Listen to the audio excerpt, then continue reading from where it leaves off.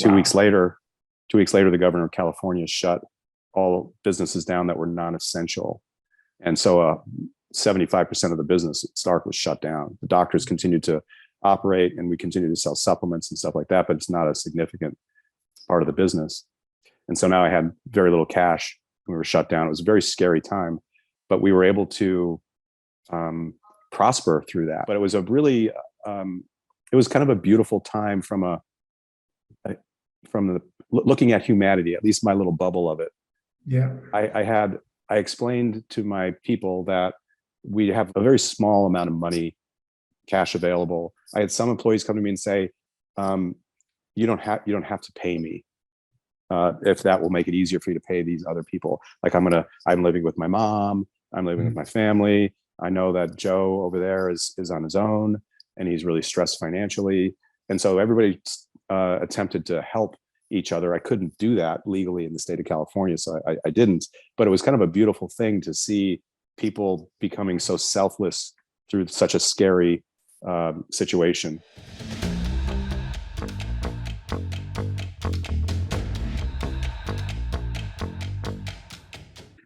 Welcome to the Break Free podcast. I am your host, David Mansala. As everybody knows, this podcast is dedicated to shine the light to the business world from successful entrepreneurs and people that are making this world a better place. And what a better example of my brother Todd today. Todd, welcome to the show. Thank you. I'm honored to be here with you. Thank you for putting me into that category. I appreciate that. Todd, for the audience, tell me your full name, where do you live, and what do you do for a living? My name is Todd Vandehei, and I live in Southern California, Orange County specifically. And I run a business called Stark. And Stark is essentially it's a healthcare business that focuses on fitness outcomes. So it's a medically supervised fitness business. What that means is that we have a full medical staff, doctors, phlebotomists. We also have chiropractors, nutritionists, and personal trainers, and they all work together to collaborate on behalf of an individual patient, client, or student. We refer to them as students. And I guess you're a classic example that your system works because you look in so good shape. Thank you. I am the crash dummy of the company, the one where everything is tried on first, and the success is evaluated, and then we roll out a service or a particular treatment past that. So I am the culmination of a lot of work that we've done over the last 12 years because the business is 12 years old. And yes, I do represent our work product. I can't claim that I accomplished this on my own because most of my career was spent in carpet manufacturing. So it has nothing to do with our current business. But the result is that I've been able to go through our process with an open mind, without a lot of pre-existing considerations around what I think works or doesn't work, because frankly, I have no idea. And so I just follow the process like the very best possible student can. And this has been the result. It generally doesn't take 12 years to get to where I am. Because we found faster processes, faster means with which to get there. Anyway, yes, I do. I exhibit our work product. I live it.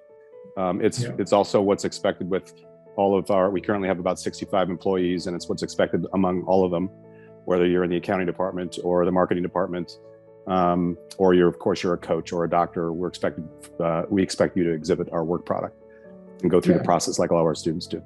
Be the example, which is beautiful, because how many times I have gone to gyms and you look at their personal trainers and they're fat. Yes. That's part of my inspiration to make sure that does not happen. But the other part is that when you're on the inside of the company and you're working as a part of the team, you're much more likely to share your positive and certainly negative opinions about the things that we have our students go through as standard operating procedure. And so a lot of our best insight is provided by our team members, not necessarily by our patients and students. That's beautiful. So it helps us grow. It helps us grow as a team. Now, it's very intriguing to know that you were in carpet manufacturing and now you're in health and fitness. So let's go back in time. last year of high school, where were you and what was in your mind?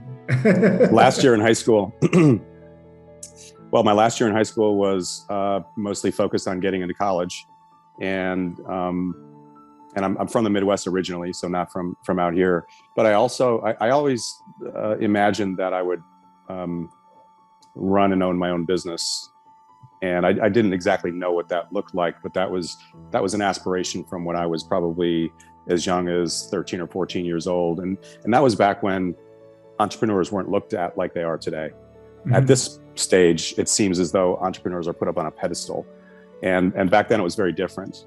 At least in my household, in the community that I was in, my circle of friends, what the ideal aspiration was for someone that wanted to go into business was to go to work for a large organization. In my mind, success was working for IBM, with the eventual transition to my own business. So that's kind of what was on my mind. So what inspired you to become an entrepreneur from such a young age? I don't think that there's any one person. I don't know where it came from, but I think it's tightly connected to my biggest gift, I would say, is creativity, and I can identify problems, and I love the process of creating solutions to those problems, and it seemed obvious that was part and parcel to being an entrepreneur. That was the center of being an entrepreneur, and it's much more complex than that, as you know, and I certainly have learned over the years. But that's what drove me there. It was the creative process. I felt like I was able to contribute the best and be sort of in the zone when I'm creative, and I've always felt that way. Mm-hmm. Beautiful. So what did you take in college? Did you major in? I studied business, and I got a major in business and English, and a minor in fine art. That's wonderful. So were you already thinking about your first business back in college, or did you ever get a job? Were you ever an employee of somebody else? Oh yeah. I spent most of my career as an employee, but when I was in college, funny enough, I got into working out. And not in a good way, like meaning workouts from Muscle and Fitness magazine, and it was just the thing that it was in the 80s, and it was, people like Arnold Schwarzenegger were up in the limelight, and they were aspirational figures, at least among young men at that particular point in time. And so I got into it with a buddy of mine, and I remember walking back at like 11 o'clock at night, because I lived like a college student, had hours like a college student, coming back from the gym, going to my dorm room, and we were talking about someday moving to California and opening a gym. And that was as close as I ever got to it, up until, of course, present day. So that was my early business idea. It was totally unformed, and it was just a thought, and it was merely because I wanted to be in a warm place. California seemed attractive because of that, because it was in the middle of winter in Minnesota, and I loved the whole gym environment, mm-hmm. and that was it. Not good reasons not good reasons for a launch pad for a business, for sure. But isn't it crazy that many years later your dream came true? It is absolutely crazy. When I look back at all the events that had to happen and to arrive at where I am today, it really is shocking and borderline miraculous that I am sitting here in front of you today talking about our business. Beautiful. What did you do after you graduate? Well, I spent most of my career in carpet manufacturing, as I mentioned, starting out in sales in the Midwest. Started in Minneapolis, then moved to Chicago, where I was a manufacturer's rep, and then moved to California to get involved in management with the intention of becoming a partner in the manufacturing company. Shockingly, within a week, my new boss was introduced to me after I moved I basically moved my life from Chicago to California. And his purpose was to prepare the company to be sold. So my idea, and the reason I came to California, which I verbalized in the interview process, with the intention of being a part owner of the company, which was very naive on my part at that point. I was 29 years old, and I really didn't understand the challenges that entrepreneurs go through and what I was asking. But on the other end, he could have, his name was Al, he could have told me, yeah, there's no way you're going to end up owning a part of this company. And I probably wouldn't have come out. So it wasn't very, didn't feel great at that moment, but in hindsight, it was probably the best thing that ever happened to me. So anyway, this new boss was given to me, and he was had been involved in M&A activity for decades, turning businesses around, preparing them to, and this was not a turnaround situation, but preparing them to go from kind of an entrepreneurial organization to be acquired. And he was exceptional at it. He became my mentor. And so instead of tucking my tail and moving back to the Midwest, I told him, his name is Royce, that I would like him to mentor me, to be prepared to take his job someday. And I remember saying that to him, and I was kind of nervous bringing it up because he didn't see, he had like this, he was scary, a giant, scary Italian, like piercing through you kind of guy. And he slapped me on my knee and said, that sounds great. And, wow. We immediately started. He introduced me to the people on the manufacturing floor and got me involved in actual like crawling under equipment with engineers and understanding how everything worked and getting a sense of what operational processes look like and why they're so critical, and checks and balances, financials. He introduced me to all of the operational and financial parts of the business that I really had no understanding of, no appreciation of whatsoever, because I was primarily steeped in sales and marketing. Right. And so it really helped round me out. And then the company was acquired by a public company called the Dixie Group. And at that point, Royce was fired, which was devastating to me because he's my mentor, and I was promoted. So I took over the manufacturing company as the president. And it was a very bittersweet thing because I felt like I was taking this job from my mentor. He, I don't think he was surprised by it because he's a very polarizing guy. I mean, he was definitely an aspirational figure to me. I wanted to be more like him in many ways. In some ways, maybe not so much. He wasn't very diplomatic and left a trail of broken relationships because he was so strong. Anyway, so I stepped up in that role and eventually had a conflict with the board of directors because they were, as they do and as they had the right to do, it's their duty. They began making changes to the organization that was intended to increase shareholder value. So it was, in my opinion, it was sort of short-term, like short-sighted changes, which is what running a public company is all about, unfortunately. And I didn't agree with them, and I thought it would impair my ability to perform. And my name was on the performance of one particular business unit, of which there were only 3 in the company. So it was a significant part of the overall business. And I told the board in over about a 45 to 60 minute presentation at the end of the year, the last board meeting I was in for that company, that essentially they should unwind these changes and go back to Georgia and we'll keep sending them the checks, or they should find someone else to do my job. And about a week later, I got a call from my boss. His name's Dan. Really, really nice guy. I feel badly looking back that I actually put him through this, but he called me and with his thick Southern accent, he's like, "Todd, we decided to replace you," and signed the severance agreement, and that was it. I retired. At least I thought I was retired, but at that point I had a significant real estate portfolio and intended to incrementally grow it. That's on your personal investment side. Pardon me?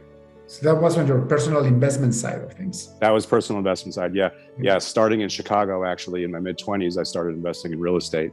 That's great. And I had another mentor who got me into that, and it just blew my mind with with looking back are fairly basic concepts, but I loved investing in real estate, and I did that for about 15 years. And at the end of it, at the end of the investment experience I had with real estate, 2008 hit, and I lost everything but $60,000. Everything, the millions of dollars lost. Wow. And the security, my family's security. My wife at the time had to go back to work. She had been, a stay-at-home mom for 12 years. It was a very dark, tumultuous time in my life. And I would say that at that point, my identity was connected to my success. Mm-hmm. And it felt like God reached into my chest and yanked out my identity. Mm-hmm. It was a brutal time. I mean, I remember sitting at this beautiful home office, and I was sitting at my desk and just finally recognizing, this is now about 2010, recognizing that this is all over. And I was just sort of staring at my blank computer screen. It wasn't even on. And around the corner walked my daughter. Her name's Lizzie. She's 16 now, and she was probably 1.5 at the time. She just sort of waddles around the corner. And as soon as I looked at her, I just burst into tears because I felt like I failed her, and her siblings, and my ex-wife. It was the thing that I had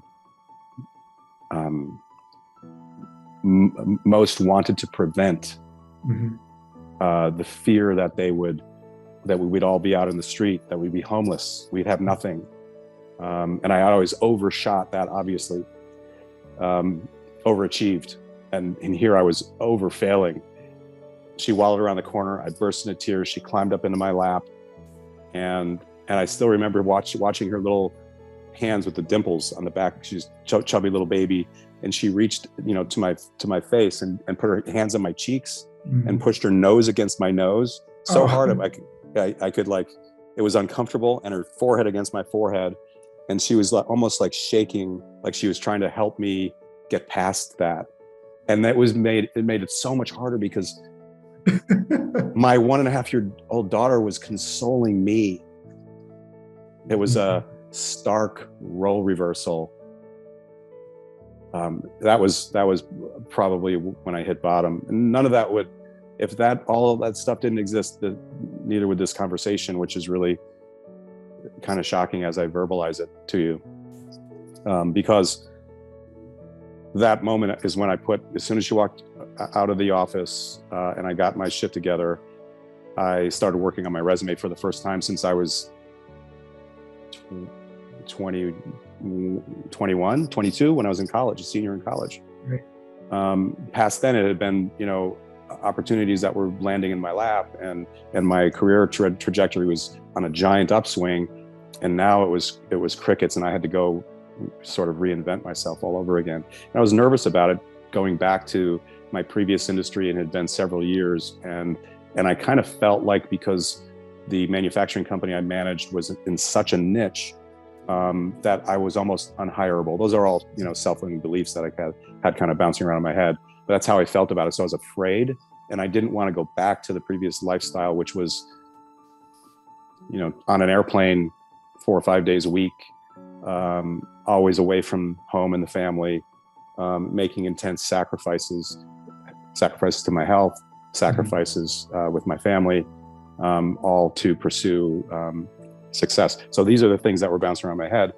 And I took a break from putting together the rough drafts and went out into the backyard and was standing in my jacuzzi, and I was in the throes of a midlife crisis too. I had long hair, and the wind, the sea breeze was looking out over the ocean, and the wind was blowing through my long hair. And I remember thinking, yeah, this is all, I wonder what's next. This is all gone sometime soon. And I had my BlackBerry, which was what people used at that time, sitting on the edge of the jacuzzi, and it rang, and I picked it up, and it was my ex-personal trainer, and he said, I'm summarizing now because it's far too long of a story to get accurate on the details, but he said that he was going to shut his business down and heard I was looking for work and wanted to know if I would help him save it.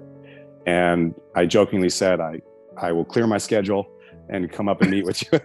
and it was such I appreciate him so much for that moment because I so badly needed for someone just to need me. Yeah. And let me tell you something, this guy really, really needed me. So I told him I would help him out and find a way to turn the business around up until I got a job, and then I'd likely have to relocate because of the industry, probably to Georgia or to New York, and would have to leave California, and that would be it. So I'd do everything I can to help him in the short term. And then about a month went by, and I hadn't done anything from a job search standpoint because I just wasn't in my heart. I cleaned up the books. I created the books. You created the books.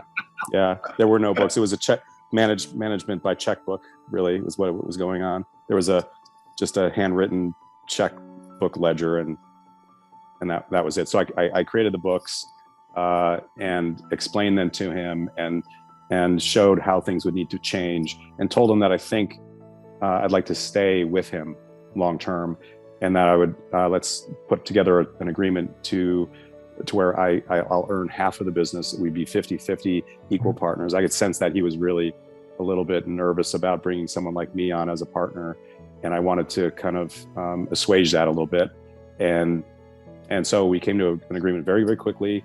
I turned the business around.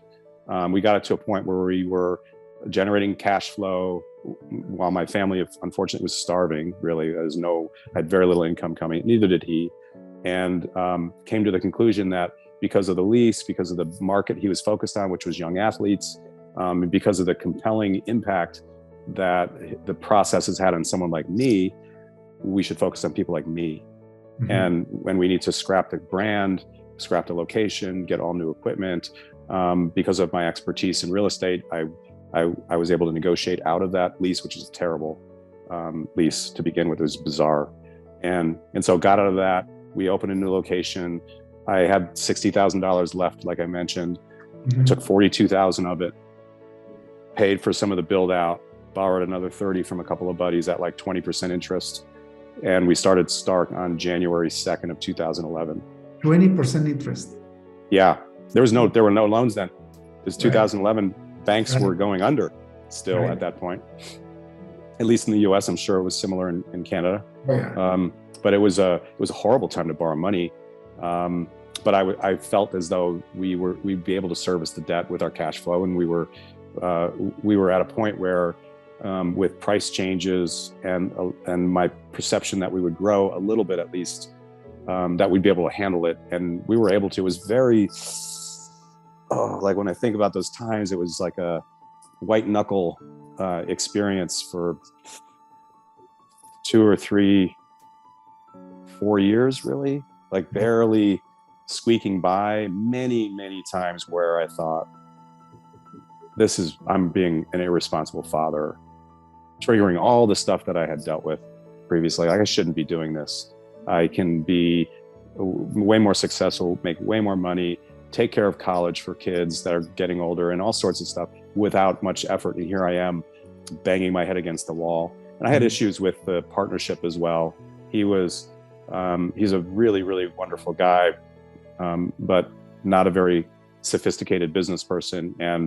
And there was constant questioning and a little bit of backstabbing going on, like venting to clients about me.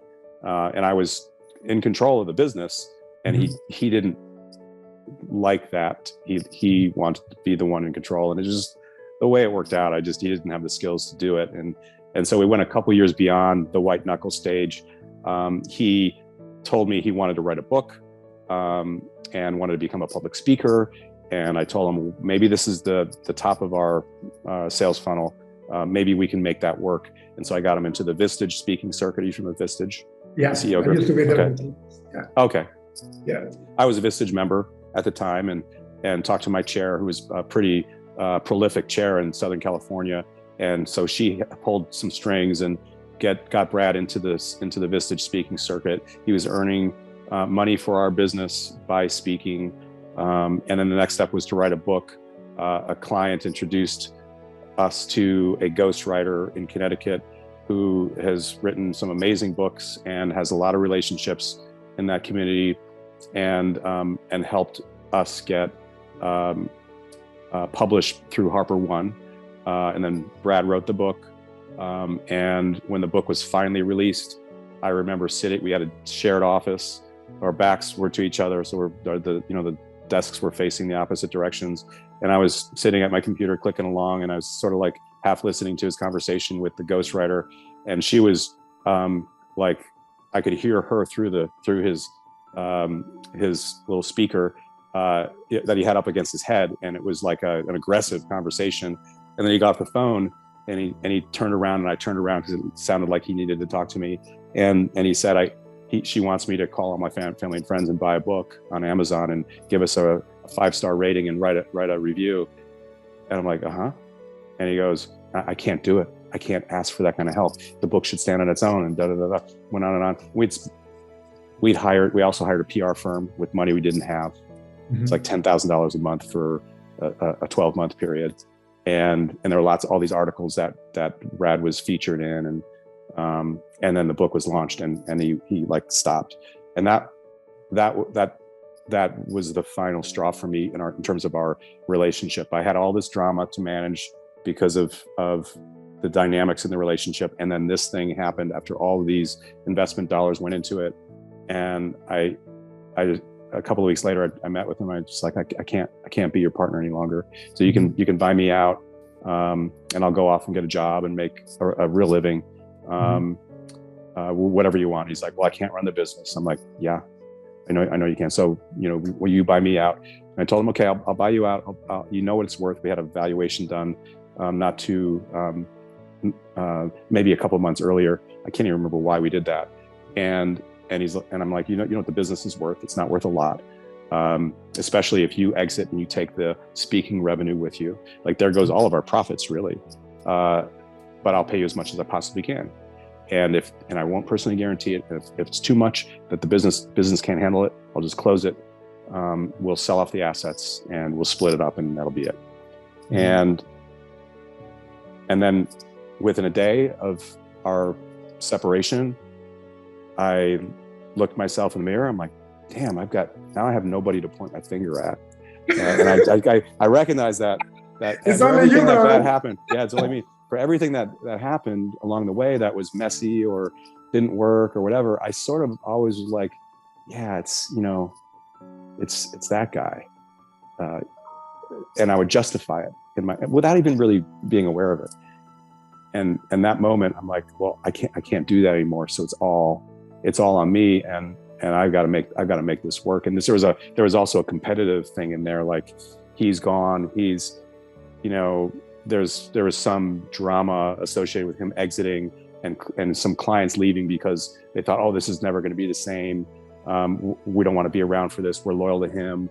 There was some of that kind of stuff going on. So I had to prove, like, I had more of a chip on my shoulder to prove myself, on top of what I showed up with on the first day, which, I don't think I have so much any longer, but I definitely had it then. And it was part of the fuel I needed, I think, to get through those difficult times. And then within a couple of months of really a lot of instability inside the company, employees questioning, like, me telling people that know Brad really well. One was even a family member, that, hey, it's going to be okay. Some of them thought we were going to fold because of it. And 2 months later, it was just like that. We re-established our structure, allowing us to integrate with medical practitioners in a state that has corporate practice of medicine laws in place. It's very complex, but that insulated us from our competitors, and we became spectacularly unique in that process. And I don't know, without my back really pushed up against the wall, more cash outlay to purchase over time the half of the business from Brad, and the emotional thought of failing all over again. because I explained what happened with Lizzie and crawling up into my lap and all that stuff. And I was deathly afraid of being there again. It worked, and we continued to grow, and then COVID hit. My last check to Brad was written on March 2nd of 2020. Wow.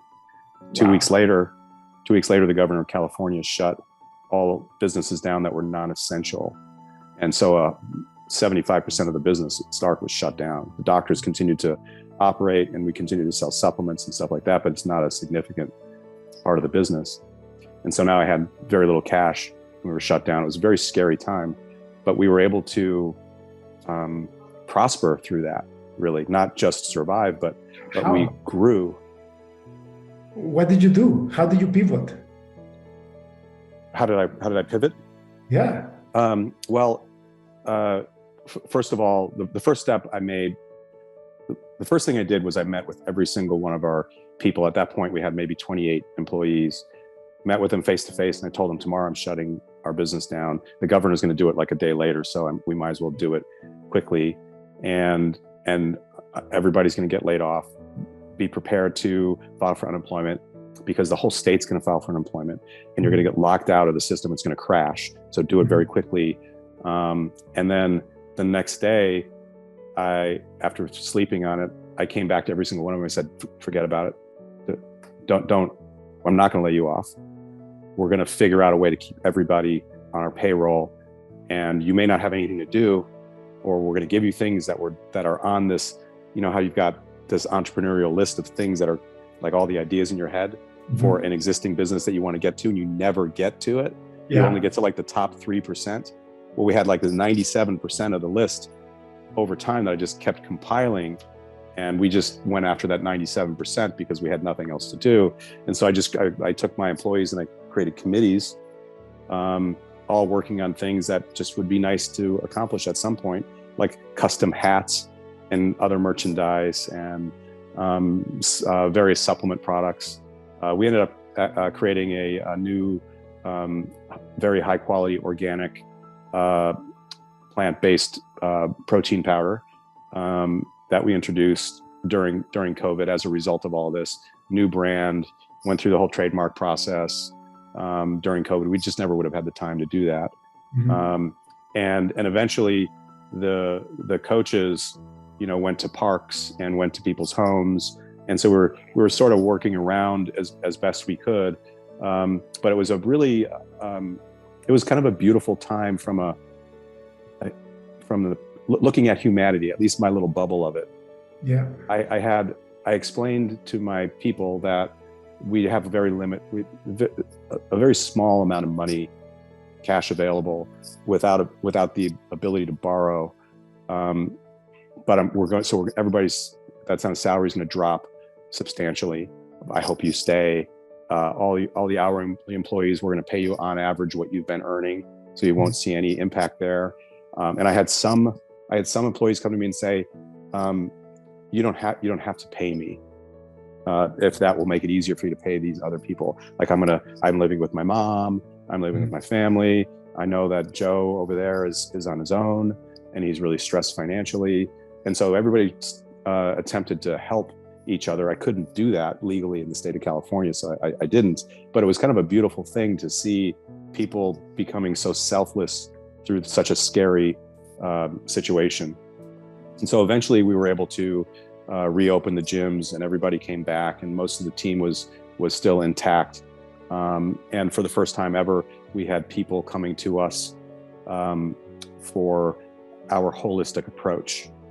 Previously, what I mean by that is previously we had people come to us with fitness outcomes like, I want to lose my belly for men, or for women it was maybe I want more tone on my shoulders, or I want a bigger booty. That's continue our conversation. And in order to do that for people that are, let's say, over 40 and have families and have stressful lives, you have to really look at what's going on from an internal health standpoint. So that's what we have doctors for. We have phlebotomists for. We run a broad range of labs on people to identify areas of opportunity. We have a DEXA scan to take a look at body composition. It's the only real way to measure it other than doing an autopsy, which isn't very practical. But when you take labs and you couple it with the DEXA scan, you get this perspective on someone's entire health picture that you otherwise just don't have, and you really don't get it anywhere other than Stark. And so we were doing that already, so we can help you lose the belly fat, or help your girlfriend, your wife, or whomever with the booty that she wants, or whatever other fitness outcome they wanted. But during COVID, because people were so afraid of getting sick and dying, they came to us for our look at their health in total. And so for the first time ever, people started coming to us for the reason we actually exist. In the past, it was kind of like making a smoothie for your kids. You slip a little spinach in there, right? Because they need it. They're not asking for it. They don't want it. And Stark's labs and DEXA scan and everything else that we did along the way already, it was like slipping spinach in there. We know that we needed to look under the hood to really understand why they have belly fat there, what's going on, and how we can influence lifestyle and nutrition in addition to exercise to help them get there. So it was an interesting change in consumer sentiment that was beneficial to us. It was also very scary and difficult. We had employees get COVID. Our team of doctors probably treated more active COVID cases than any other doctor in Orange County, because doctors generally don't treat active COVID cases. They tell you to stay home, keep tabs on your temperature, keep tabs on your pulse ox. If it gets too bad, go to the hospital. They were not seeing patients really, but we were actually treating them effectively. That being said, though, we still had employees who got sick and they had to quarantine for 14 days early on, when the quarantine period was 14 days. And so you can imagine, as a service business, how disruptive that is. You've got this person sitting at home, they're like binging on Netflix, they feel fine. They felt fine for 10 days, but they have to stay away from us for 14 days. And so there's this constant cycle, and we paid them all while they were gone too. So it was a drain on cash flow. It's a very difficult time and a transformational time for Stark, all happening at once. And so we exited it, and we're still faced with now the entrepreneurial challenges that I think most business owners are facing, which is labor shortage and escalating wage inflation, which is really difficult again in a business that's primarily a service-based business. So we grew a lot. And through that growth, we've arrived at a point where the business is large enough and stable enough for me to be able to afford to hire what I would call professional management. We're sort of like going from a teenager to an adult. We've got a little bit of a beard, and our voice has definitely changed. We still don't think like an adult yet, but we're in an adult body. That's kind of like where Stark is.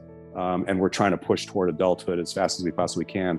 And so I just hired 3 weeks ago a guy named Mike Abramson, who has some public company experience and has experience expanding retail, specifically fitness retail businesses across the country. Nice. And he's taking over all of my day-to-day activities after the transitionary period, which will probably take another couple of months. He's also an attorney, so he's expert level when it comes to things like labor law, which is a big challenge for businesses in the state of California. And so we're in a position where we're now transitioning again, and we are preparing to expand in a much larger way. We have some things, some operational processes, and through the use of technology that will streamline the customer experience quite a bit and provide more data to the customer, like information on your health, for example, some in real time, some post lab results, things like that, that will enhance the experience. But as those are being cleaned up, we're really preparing for a much more aggressive expansion. Yeah, so it's a scary and exciting time. You know what this is like. It's an emotional thing for me. I'm excited, and I'm also wondering, well, who am I now? Yeah. You know, like now that I'm not going to be the person that really runs Stark. What is my next? You know, what's the next iteration for myself? And I don't think, if I were only considering myself, I don't think I would have ever made that transition, because it's too exciting and too much fun to run the business. Mm-hmm. But I do think that I am holding the business back, and I care a lot about the people that work inside the business and the opportunities that greater growth will provide them. Like, I've been able to take us from nothing to 10 million in revenue, but am I the person to go from, and I think like that, mm-hmm. survival, scrappy, but am I able to transition to the person I used to be when I was running a carpet manufacturing company? Yeah. After all these years? I think I can, but I think it may take far too long for me to do that. And bringing Mike on, I can just pass the baton and have him do what he does best, and I don't have to necessarily transition to a different type of manager and leader. I can instead focus primarily on the creative aspects of the business, which I think are really, back to those teenage years. I think that's really what I'm suited best for. Mm-hmm. And so it's a really interesting emotional transition, one where I feel extreme happiness and extreme sadness and fear and excitement. It's all at the same time, Yeah, because you're out of your comfort zone. And one thing that is clear to me from your whole story is that if God didn't humble you, you wouldn't be where you are right now, because what you're showing right now is an act of humbleness, right? Like, you could probably take it to the next level, but you also know that for sure you can get somebody better than you to do it. And that takes courage and humbleness. And that's those virtues that you acquire by going through your trials and tribulations. And you're right, those things are God-given. Because when you identify yourself to your success, you fall in the biggest trap in life. Yeah. When there's big recessions and people, I know, brother, turn on money in the stock market and they kill themselves. Why? Yeah. Because they identify themselves with their success. And that's a big lie. It's a big lie. It's a very painful one to climb out of. I can see why I remember at the time, at my darkest moments, on a regular basis, falling to my knees alone, praying for God to take my life. Yeah. That's how painful it was. It was a scary, painful experience. I don't think I have it in me to do that, but I can certainly see how people can get to that point. Yeah. It's a feeling of being, it's only my own head and probably theirs as well, of being ostracized, being alone. All your friends are going to change. Everybody's going to look at you differently. Yeah. They're not going to see you the same way. They're not going to accept you any longer, because the reason they accepted you is because of what you accomplished. Yeah, it's very difficult. And yes, that changed me permanently, and I'm grateful for it. I mean, it changed me for the better. Mm-hmm. It is like that, like some people don't have the privilege to go through that, and they end up alone and miserable. I'm probably rich, but who cares? We come naked to this world and we live naked. Yeah. Right? We leave naked, that's for sure. What you take with you is your experiences, your relationships. What you're doing right now is getting out of your comfort zone. And I'm pretty sure you're going to reach 100 million with the way things are going. And I know you're going to be on top of this guy that you just hired. And if you start franchising, brother, 100 million easy, and then publicly traded, maybe. Yeah. But I know that it's not going to make a big difference in your own life. And that's the thing, right? That people don't think. People think that more money is better, and it's not necessary. Mm-hmm. And I know you're doing it for the right reason. Mm-hmm. Right? Yeah. I mean, we need so little to be happy. Material, right? Mm-hmm. Yeah, we do. That doesn't mean we shouldn't keep growing, though. Our future has to be better than our present, but it has to be for the right reasons. Mm-hmm. Keep adding value, keep making this world a better place. Mm-hmm. And if you have the God-given ability to grow and expand and provide employment and jobs and push the economy forward, why not? Mm-hmm. Yeah. But not for selfish reasons. And that's the big difference, right? Yeah. Yep. What a beautiful story, brother. It's incredible. I was going to ask you what was the hardest thing in your life, and you already told me. It's like amazing. Yeah. Have you ever considered writing a book of your life experience?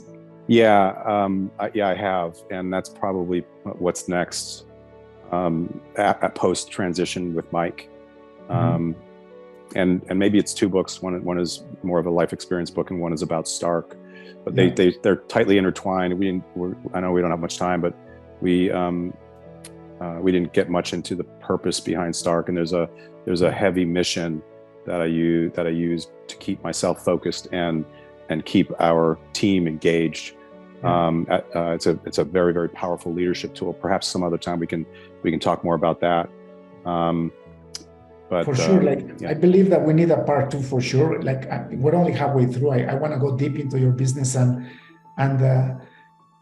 just the fact that most people go to the gym not to get healthier, but to look better. So it's a vanity thing, and you were able to turn that around into something that will provide you health to live a beautiful life, not necessarily to look beautiful. I mean, nothing wrong with looking beautiful, but what you want is real health, not just vanity, right?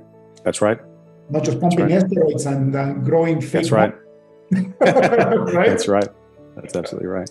Yeah. Brother, thank you so much. Well, I'll get you on episode number 2 of this session. We have to make a second one. In the meantime, though, if people would like to learn more about your services, about Stark, where can they find you, or where can they find your company online? They can go to our website, which is Stark Life, STARK. By the way, Stark is German for strong. That's where the name comes from. Starklife.us.